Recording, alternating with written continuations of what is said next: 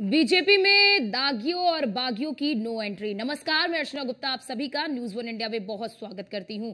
BJP संगठन में दूसरों दलों से आए नेताओं की एंट्री को बैन कर दिया गया है। संगठन में दूसरे दलों से आए उन्हीं नेताओं को जगह मिल पाएगी जिनकी सदस्यता कम से कम 2 बार रिन्यूअल हो चुकी होगी। बीजेपी संगठन का ये ढांचा तैयार करने के लिए अब पार्टी के समर्पित कार्यकर्ताओं को तरजीह दी जाएगी।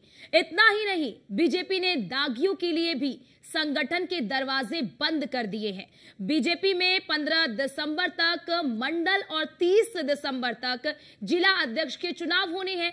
मंडल और जिला अध्यक्ष बनने के लिए पार्टी का पूर्व पदाधिकारी होना भी आवश्यक शर्त है। सवाल ये उठता है कि लोकसभा चुनाव के प्रदर्शन को लेकर क्या बीजेपी ने सबक लिया है ताकि कार्यकर्ताओं का मनोबल बढ़ाया जा सके।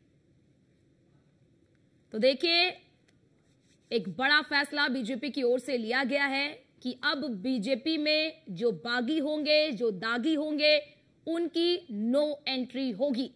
बीजेपी यानी कि यूपी बीजेपी में संगठन चुनाव की ये रणनीति और इसे 2027 की तरह देखा जा रहा है, यानी कि 2027 के तौर पर देखा जा रहा है कि 2027 में होने वाले चुनाव को लेकर ये तैयारी की जा रही है। क्योंकि लोकसभा के चुनाव में आपने देखा कि उत्तर प्रदेश में जो बीजेपी का परफॉर्मेंस रहा, जो इच्छा के अनुरूप जो रिजल्ट हैं, जो परिणाम हैं, वो सामने नहीं आए। जिसके बाद जब कारणों का पता लगाया गया तो उसमें से एक कारण यह भी रहा कि बीजेपी के जो समर्पित कार्यकर्ता हैं वो उस प्रकार से उत्साहित नजर नहीं आए, उनके अंदर वो उत्साह नहीं था। कहीं ना कहीं उनका मनोबल जो है वो जरूर डाउन हुआ था, जिसको दोबारा से दुरुस्त करने के लिए ये बड़ा जो फैसला है वो लिया गया है।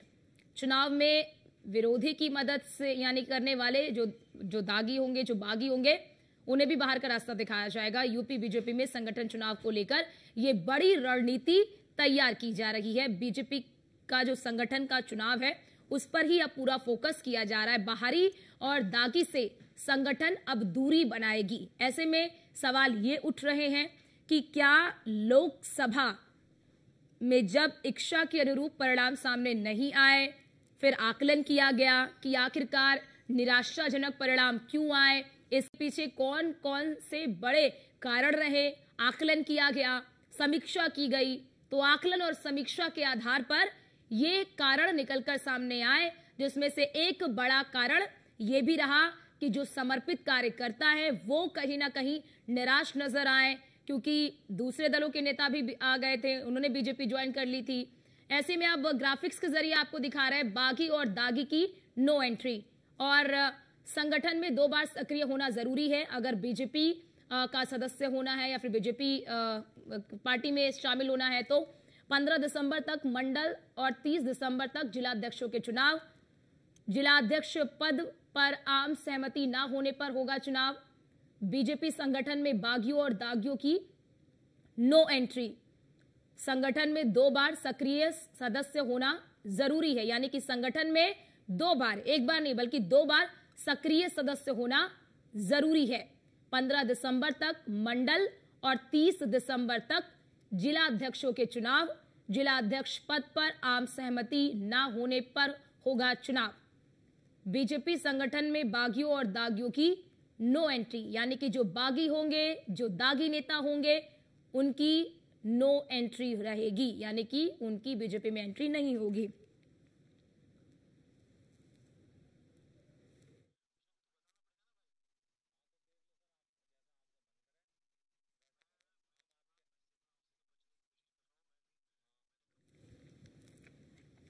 तो आज इसी पे खास चर्चा भी करेंगे कि आखिरकार ये जो फैसला लिया गया है, बागी और दागी को पार्टी से दूर रखने का जो फैसला लिया है, उससे बीजेपी का जो उत्तर प्रदेश में जो संगठन है वो किस तरह से और मजबूत होता है, किस तरह से एक नई ऊर्जा कार्यकर्ताओं में, जो समर्पित कार्यकर्ता है बीजेपी के, उनमें भरने की ये जो कोशिश की जा रही है, ये कोशिश कितनी कामयाब साबित होने वाली है, इन्हीं मुद्दों पर आज हम चर्चा भी करेंगे। और क्योंकि देखिए, आपने कई बार ये भी देखा होगा कि जो विपक्ष के जो नेता हैं वो कई बार अपनी पार्टी छोड़कर बीजेपी में शामिल होते हैं, तो ऐसे में विपक्ष को मौका मिल जाता है कहीं ना कहीं हमला करने का। कई बार आपने ये भी सुना होगा कि विपक्ष ये भी आरोप लगाती है बीजेपी पर कि भाई बीजेपी के पास तो वॉशिंग मशीन है जिसमें कोई भी बागी और दागी जाता है तो वो धुल जाता है, पाक साफ होता है। तो ऐसे में इस फैसले का क्या असर होने वाला है, इस पर भी चर्चा करेंगे। खासतौर से विपक्षी पार्टियों की क्या राय इस पर रहने वाली है, उनकी क्या प्रतिक्रिया सामने आती है बीजेपी के इस फैसले को लेकर।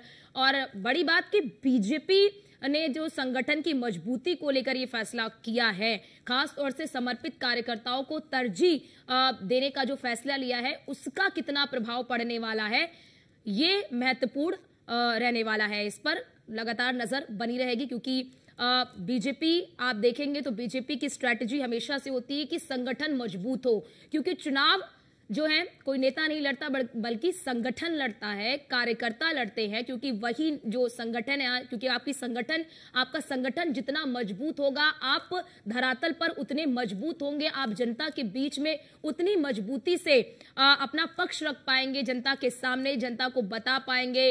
और कहीं ना कहीं यही वजह है कि बीजेपी का जो फोकस होता है वो संगठन की मजबूती पर हमेशा होता है कि संगठन मजबूत हो, संगठन में जो है कि कोई कमी ना आए। और बड़ी बात कि कार्यकर्ता, क्योंकि देखिए हमेशा हम जब चुनाव भी होते हैं तो हम चर्चा यही करते हैं कि जो चुनाव है कोई नेता या कोई व्यक्तिगत रूप से नहीं लड़ रहा होता है, बल्कि जो आपका संगठन है, जो आपकी कार्यकर्ता है, वो चुनाव लड़ रहे होते हैं। तो ऐसे में क्योंकि लोकसभा के चुनाव के परिणाम जिस तरह से आए वो कहीं ना कहीं निराशाजनक जरूर रहे उत्तर प्रदेश के लिए, उत्तर प्रदेश बीजेपी के लिए निराशाजनक जरूर रहे, क्योंकि जिस परिणाम की अनुशंसा की गई थी, जिस परिणाम की आशा की गई थी, आशा के मुताबिक वो परिणाम सामने नहीं आए थे, जिसके बाद तमाम आकलन किए गए, तमाम जो है कि सर्वे भी किया गया कि क्या वजह रही।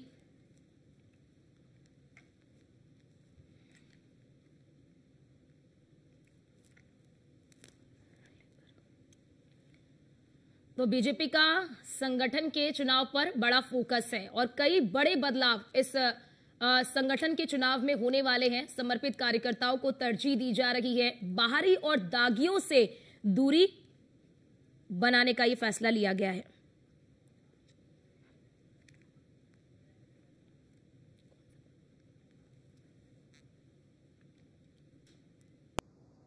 और हमारे साथ हमारे दो खास मेहमान जुड़ चुके हैं, आपका तारुफ करा देती हूं। अतुल यादव हमारे साथ जुड़ चुके हैं, प्रवक्ता हैं सपा के। सर्वेश पाठक हैं हमारे साथ, पॉलिटिकल एक्सपर्ट के तौर पर हमारे साथ जुड़ चुके हैं। आप दोनों मेहमानों का बहुत स्वागत है हमारी खास चर्चा में। और शुरुआत मैं सपा की प्रवक्ता से करना चाहूंगी। अतुल यादव जी, आपसे मैं शुरुआत करना चाहूंगी कि बीजेपी ने ये जो फैसला लिया है कि अब बागी और दागियों को पार्टी में एंट्री नहीं दी जाएगी, आपको क्या लगता है इससे कि क्या बीजेपी ने बिल्कुल सही फैसला लिया है?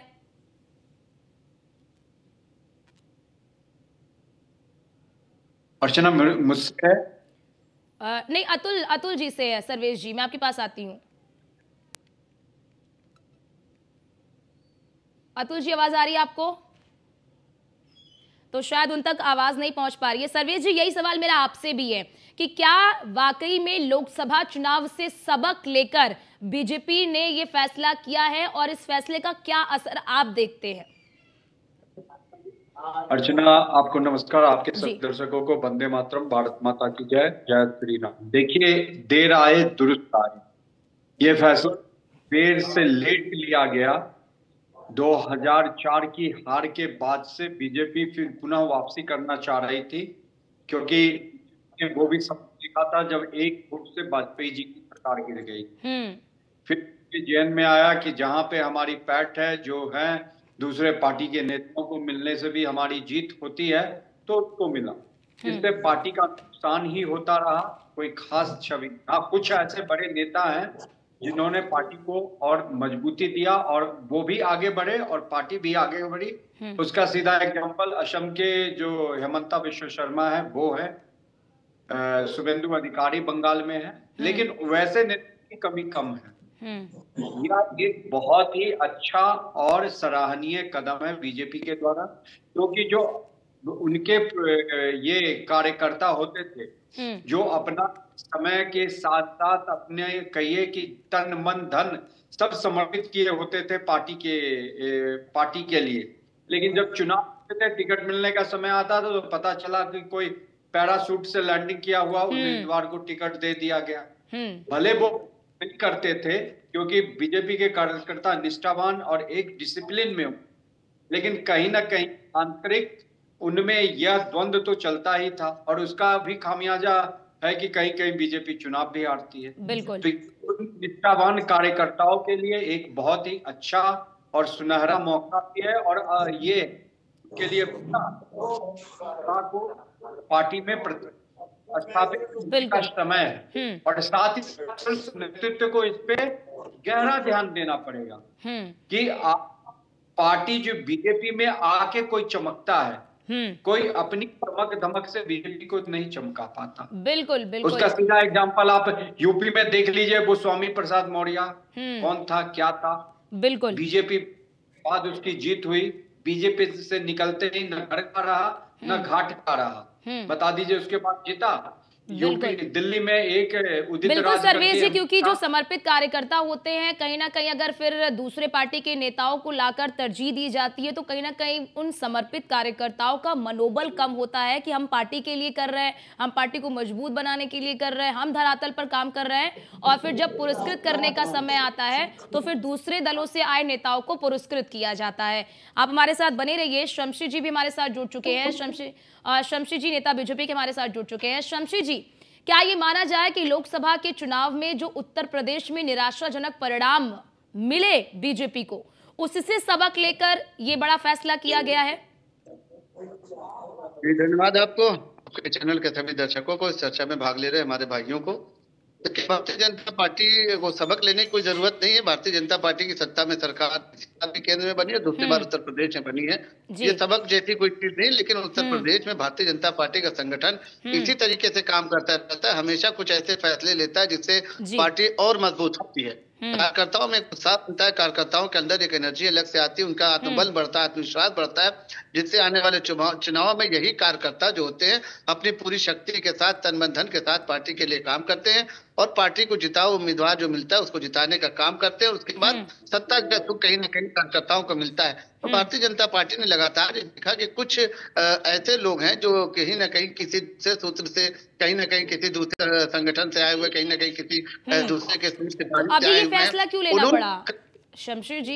ये फैसला क्यों लेना पड़ा? आप कह रहे सबक नहीं लिया, तो फिर ये फैसला क्यों आप लोगों को लेना पड़ा कि जो दागी होंगे, जो बागी होंगे, उन्हें पार्टी में तरजीह नहीं दी जाएगी? ना जी, मैं वही बताने जा रहा हूँ, बात बीच में रुक गई। तो कुछ लोगों ने आकर पार्टी को जो बदनाम करने का काम किया, कुछ लोगों ने आकर बाहरी सूत्र से, बाहरी सोर्स से आकर पार्टी में अपना पद तो पा लिया, उसके बाद उन्होंने पार्टी के काम नहीं किया, चुनाव में जो है पार्टी की गतिविधियों के खिलाफ काम किया। तो उन लोगों को पार्टी ने नोटिस भी दिया और उनको जो है दोबारा जो संगठन बनाया जा रहा है उसमें बिल्कुल साफ ये कर दिया गया कि उनको अब जो है दोबारा मौका नहीं मिलेगा, दोबारा उनको जगह नहीं मिलेगी। तो पार्टी तरीके का काम करती रहती है, जिससे कम से कम ये होता है कार्यकर्ता पूरी तरीके से पार्टी के लिए समर्पित होते हैं और उसके बाद लगातार इस तरीके के प्रयासों से कार्यकर्ता मजबूत होते हैं, जो असली कार्यकर्ता रहते हैं पार्टी के साथ लगे रहते हैं। बिल्कुल शमशी जी, क्योंकि लोकसभा चुनाव में जो परिणाम, निराशाजनक परिणाम सामने आए, जब सर्वे किया गया तो एक कारण ये भी निकलकर सामने आया था कि जो समर्पित कार्यकर्ता है वो हतोत्साहित हुए, उनके अंदर निराशा थी। आपके पास लौटते हैं अतुल यादव जी, सपा प्रवक्ता के हमारे साथ। अतुल यादव जी, आप लोग बहुत आरोप अब तक लगाते आए कि भाई बीजेपी के पास वॉशिंग मशीन है, कोई भी जाता है दूसरे पार्टी का नेता तो वहां साफ हो जाता है, पहले उस पर वार करते हैं, पलटवार करते हैं, और उसके बाद जब बीजेपी में शामिल हो जाते हैं तो वो दाग जो है वो धुल जाते हैं। अब क्या लग रहा है कि बीजेपी ने जो फैसला लिया है उस फैसले का क्या आप स्वागत करेंगे? भारतीय जनता पार्टी का यह अंदरूनी मामला है, लेकिन जो भारतीय जनता पार्टी के जो कार्यकर्ता हैं वह अब उत्साह में या ऊर्जा के साथ नहीं है। जो आपने देखा होगा कि उनके यहाँ कोई भी वॉशिंग मशीन में धुल जाता है साफ सुथरा, चाहे वो दागी हो चाहे बागी हो। तो ऐसा है ना, इनके अपने कार्यकर्ताओं की तो अपनी खुलेआम उपेक्षा भारतीय जनता पार्टी करती चली आ रही हो, चली आएगी, मुझे ऐसा भी प्रतीत होता है। तो संघर्ष का सम्मान समाजवादी पार्टी करती है और भारतीय जनता पार्टी अपने कार्यकर्ताओं को कभी नहीं करती दिखाई पड़ती है। समाजवादी पार्टी ही एक ऐसी पार्टी है जो अपने जमीनी नेता से लेकर के राष्ट्रीय नेता तक का सम्मान करती है। समाजवादी पार्टी जो है उस हर किसी को अपना सम्मान नहीं, देती है। इस फैसले का स्वागत करेंगे ना आप अतुल यादव जी? आप लोग इस फैसले का तो स्वागत करेंगे ना? भाई ऐसा है कि वो उनका आंतरिक मामला है, वो अपनी पार्टी को कैसे मजबूत करें, कैसे क्या करें, वो उनका है।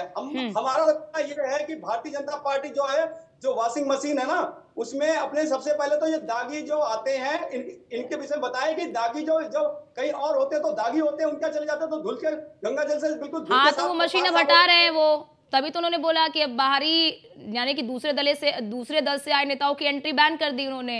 यानी कि इनके यहाँ अच्छे नेता ही नहीं है, कार्यकर्ता ही नहीं है कि दूसरों को लेने की जरूरत पड़ जाती है। ये साफ सुथरी बात समझ पा रहे हैं कि नहीं समझ पा रहे हैं? यानी कि इनको अपने नेताओं पे, कार्यकर्ताओं पे भरोसा ही नहीं है।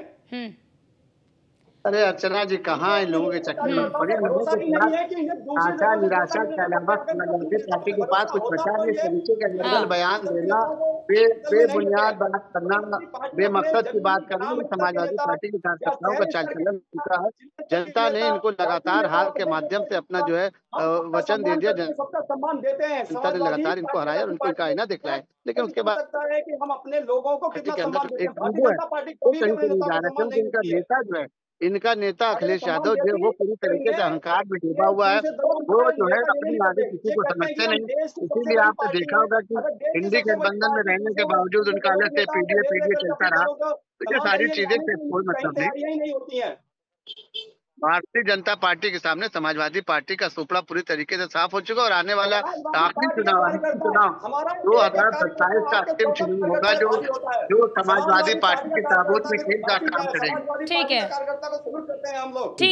ठीक है। वक्त की कमी हमारे पास। आप सभी मेहमानों का बहुत शुक्रिया हमारे साथ जुड़ने के लिए और अपना पक्ष रखने के लिए। और अब देखना यही होगा कि इस फैसले का क्या प्रभाव पड़ने वाला है।